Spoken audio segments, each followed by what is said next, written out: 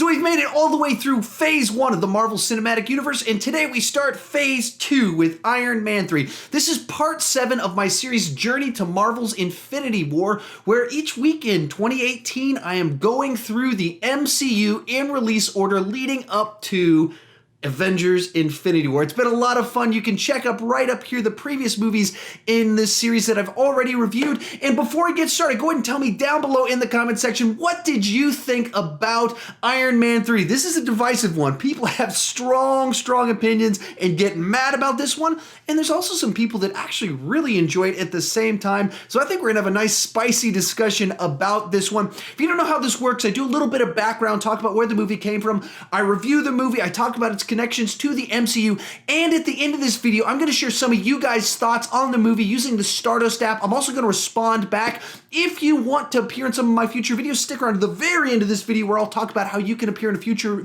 episode of this series using the Stardust app. With that said, let's get started talking about the background. So after the release of Iron Man 2, Jon Favreau openly stated he was not going to return for Iron Man 3, and so this started the question, who was going to direct Iron Man 3?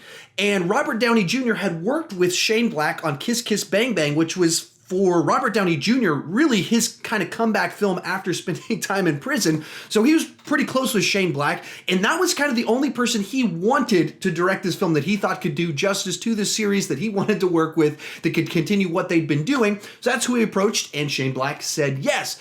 And in interviews, Shane Black kind of said what he didn't want to do is have another movie where guys stood up in big gigantic robot suits and punched at each other.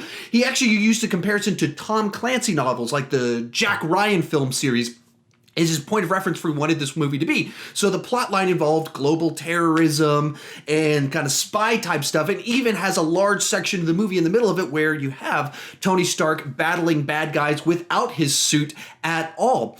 And also throughout the process, he was a little bit more collaborative with who he worked with in kind of the storytelling. And so they recall several of the different plot elements that turned out to be major things.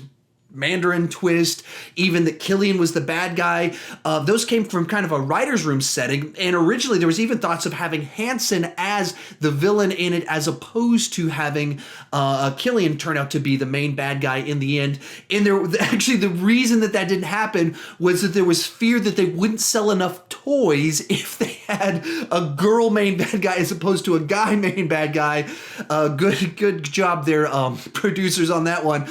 And that's why Killian ended up being the villain and not the lady. Despite the movie going down in history is very divisive, it has an 80% on Rotten Tomatoes, and it made bukus of money at the box office. It made over $400 million here in North America, and globally it made over $1 billion. It's the 6th highest grossing film of any movie that Disney has ever put out. And you think you got the last 2 Star Wars episodes that made tons of money and the 2 Avengers films, and that's just how successful this movie was at the box office. So anyway, that's kind of some background on it, how it did at the box office. But what did I think about the movie? Let's start talking about the good. For me, this is probably the best structured of the Iron Man movies. I think quite a bit, because even the first Iron Man movie, which I love and is a great movie, the way the story is structured, it's trying to do an origin story, and then through it we reveal who the bad guy is. And so there's a little bit of structural issues as we move into the third act, and suddenly our main villain becomes kind of this sociopath that wants to kill people in a robot suit. For me, the second movie is very poorly structured and is kind of all over the place. Whereas with this movie, very early on in the first act, we establish who the bad guys are, who we're trying to conquer, the themes of the movies, the intrigue, the questions we want answered, and throughout the movies, those questions are answered, and the bad guy, we have a climax where he's defeated. Now, you might not like some of the answers to the questions, you might not like some of the directions they go with it, but it's structured well. Very nicely, clearly, we know who's good, who's bad, what we're trying to do. There's momentum driving things forward throughout the entire film. Also, I think this movie's a good return to form with the sense of humor and the character kind of moments in it, where you get Happy Hogan at the beginning, gets some nice little moments in there. Shane Black's sense of humor works really nicely with Robert Downey Jr., and so kind of he's in full form with the sarcasm, especially when they team him up with the kid Ty Sheridan, and they just have some great back and forth rapport as Tony Stark clearly respects this kid, really likes the kid, but he's still Tony Stark, so he's being a total jerk to him, and just sarcastic mean-spirited at times, and the kid's just firing back. I love the rapport between the two of them. And when you talk about movies, a lot of times kid actors kind of hold things back. Not this kid. I thought this kid was great in it, and I really loved the dynamic between them. Also, continuing in the tradition of the previous films, they find several unique, interesting action sequences in the film, and also it shows a progression of the technology as Tony's been advancing all this stuff. So you kind of kick it off with the destruction of Tony's house, and they find little interesting ways in that to use that technology where the suit come and captures someone. So he uses that to rescue people. The plane sequence is one of the standout Iron Man sequences, and I think all of these movies, I mean, I love that plane sequence where the people are thrown out and he's got to go track them down. And then, of course, you've got a finale with all the Iron Man suits showing up and having to battle all these different guys with powers and stuff. So it continues the pattern to have quality, unique, interesting action sequences. And also, one of the big criticisms of the MCU is the movies are so template, they follow the same patterns, and this movie doesn't. It does something different. It takes our hero on a totally different journey and explores different types of ideas, puts him in different scenarios where he's got PTSD and he loses his suit. And so you can't just say it's following the Marvel template, it's doing the same thing. No, it tries to do something different. It takes some risks. It puts some twists and turns in there that pay off for some people and really don't. We'll talk about that in just a little bit.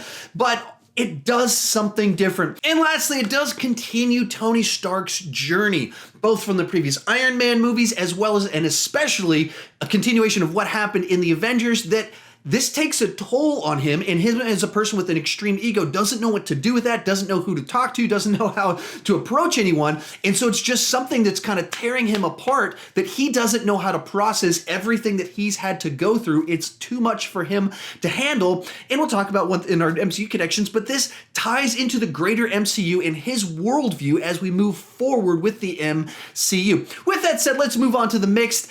Actually, let's call it the divisive elements of this movie, and the big one you gotta talk about is the Mandarin. There's a handful of people that love that twist, that it's subversive, it goes against our expectations, it goes against what we think this movie's doing, and nobody saw it coming. No one thought they were gonna do that, and so in a certain sense, that's interesting, unique storytelling. And then a lot of people hate the movie for it. A lot of people can't stand this movie because they would put that twist in there and they would take Iron Man's greatest villain and make him a buffoon. A lot of people don't like that about this movie. And this whole movie does stuff like that. That's what Shane Black does. He's a very subversive sorts of guy. He likes to take the genre tropes and turn them upside down. He likes to take your expectation and do the opposite of it. So the fact that they hired him to do an MCU movie, it's not surprising that he would want to kind of switch things up like that. And I can appreciate what he's doing. I don't know how much I fully like it. And I'll talk about that in my negatives, not for the main reason people talk about it, for actually a somewhat different reason, but that's the big divisive thing here. That's the big mixed thing, is that Shane Black does his Shane Blackisms with beloved material. When he does that with original stories, he can get away with it. But when you take comic book fanboy stuff and you start turning it upside down, big twists and turns, you're going to get mixed, divisive responses. And then from there, let's move on to the negative. The one that comes to mind immediately every time I watch this movie is there's a bent towards just the goofy. Like, you kick it off with that opening sequence back in the 90s, and Killian with the long hair and just bad skin and stuff. It's such an over-the-top version of that. And even the nature of the character is very much the Riddler from Batman Forever. He's Electro from The Amazing Spider-Man 2. It's that person that was a smart, brilliant person that's the fanboy of our lead character. Our lead character kind of calls him off. And so the person gains superpowers and wants revenge. It's that story that's been done several different times. And every time it's done, it comes off corny and cheesy.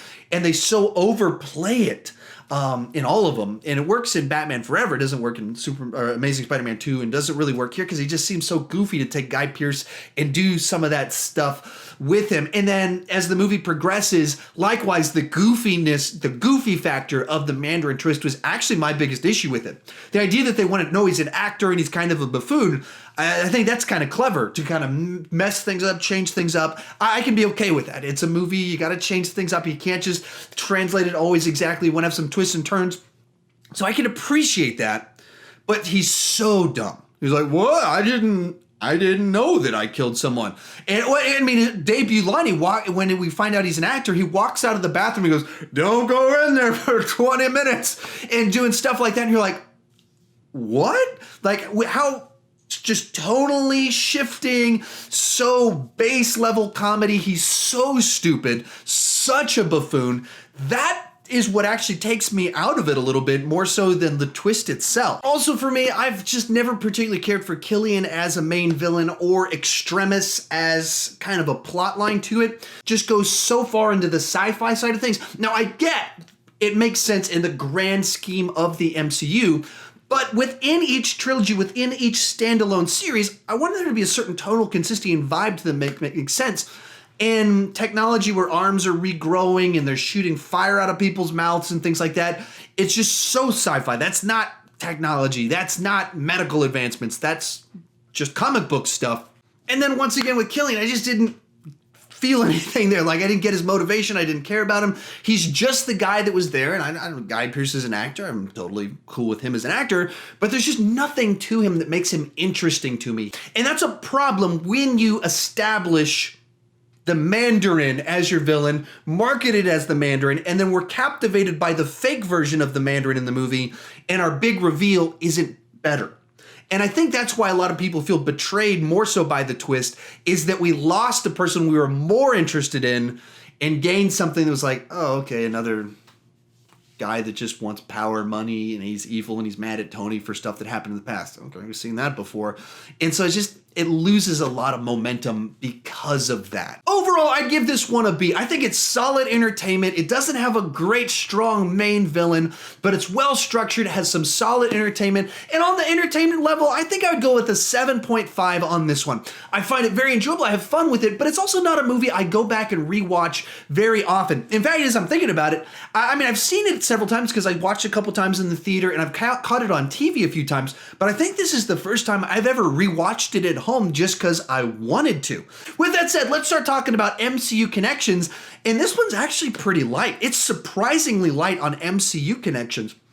And he doesn't even have many connections back to previous movies in the Iron Man series itself. So naturally, the big connection in this one is that Tony has PTSD because of the events of the Avengers. He doesn't know how to process the fact that aliens invaded. He flew up into space, threw a nuclear weapon, and almost died because of it. And so that has consequences throughout this movie that he's kind of broken because of that. And as the movie progresses, clearly he's looking to find a way to not be Iron Man anymore. He's looking to retire or figure out what that looks like, where it's not just all on his shoulders, and even kind of having surgery at the end of the movie, blowing up his entire collection of Iron Man costumes, and bringing kind of this current version of Iron Man as we know him to a close. Now, in and of itself, that gets a little bit weird because all those things are kind of dropped, or they're not continued directly in Avengers Age of Ultron and Civil War, which gets a little bit confusing. Likewise in Spider-Man Homecoming, none of these ideas are fully explored because we know he immediately comes back with no real mention of Iron Man 3 and what happened in that movie in Age of Ultron. However, by the time you get to Civil War, you can see where he's trying to get out of it, which seems to be a continuation of these themes. He doesn't want to be the guy that has to save the world. He wants to find other options, have more people involved. He doesn't want to be making those decisions. He wants the government to have say in it. And that's at the center conflict of that. And once again, as these movies have done a nice job of each film gives us a little bit of Tony's worldview, and each one gives us a little bit of Steve's worldview to understand Civil War and how they end up in such wildly different places in those movies and where the Civil War would come from. Little pieces of that are sprinkled into this movie. But overall, that's kind of it. There's not a whole lot of big connections to the MCU in this one, just continuations of from the Avengers on Tony himself and setting up some little pieces for future ones. And the last thing I wanted to do is share some of you guys' take on the movie and respond back to a couple of you guys on here. So you guys shared your thoughts over on Stardust. Here's what some of you guys had to say. Shane Black made a Shane Black film and not an Iron Man film. For me, that's one of the most interesting things about this movie. It's a Shane Black movie in the MCU. And if you just watch it as a Shane Black movie, it's wildly entertaining. It's a ton of fun if you like Shane Black movies, but that's also where it frustrates people that it's a Shane Black movie in the MCU, and therefore he does Shane Black type things, and therefore it's controversial, subversive. The action scenes are the only thing that's making me come back to it. The movie is slow paced and I don't really put it on that often. As I just mentioned, I've almost never put this movie on, but every time I watch it, I do enjoy it. And I think I can see what you're saying about it being slow-paced, but I think all the Iron Man movies are a lot more slow-paced than we realize, especially compared to what MCU movies are now with just the laugh a minute, joke a minute, action, action, action pacing of the current movies. But for me, I've always enjoyed this one every time I have put it on, but I just never feel the need to go back to it. I think the biggest disappointment for me is the Mandarin. I loved Ben Kingsley as the Mandarin. He did such a great job, and then he turns out to just be Trevor. That just, to me, wasn't even a good twist. Aldrich Killian just was not that great of a villain. Weird Mandarin plot issue. Hated the twist. I thought you subbed out an interesting character for another Marvel villain in a suit. It wasn't interesting to me. And I think that's the key, that Killian is just not an adequate replacement for Ben Kingsley as the actual Mandarin. So we got a twist. Oh, that's interesting. Oh, the reveal is that this guy's just a buffoon, and we get Killian is our main guy. And that's where so many people, I think, just leave so disappointed because we don't get something better. The twist doesn't reveal something that we want. It reveals something that we don't want. I think it was good overall. The action sequences are great and the performances are good. I think the film is mainly carried by Robert Downey Jr.'s continued charisma. So this is a really underrated Iron Man movie in my opinion. I think people bash it especially because of the Mandarin twist they did. Iron Man 3, this is a movie I enjoy very much. I also like the villain of it, which many people don't like. So Iron Man 3 is actually my least favorite Marvel movie. So there you have it. A bunch of people actually really do like this movie, and a bunch of people really don't like this movie. And I know in the comment sections, a bunch of people hate this movie. Hey, if you want to appear in one of my future videos, it's very simple. All you have to do is download the Stardust app for your iPhone or Android phone. Totally free down. You can use that link below. It'll take you to the appropriate store for your smartphone.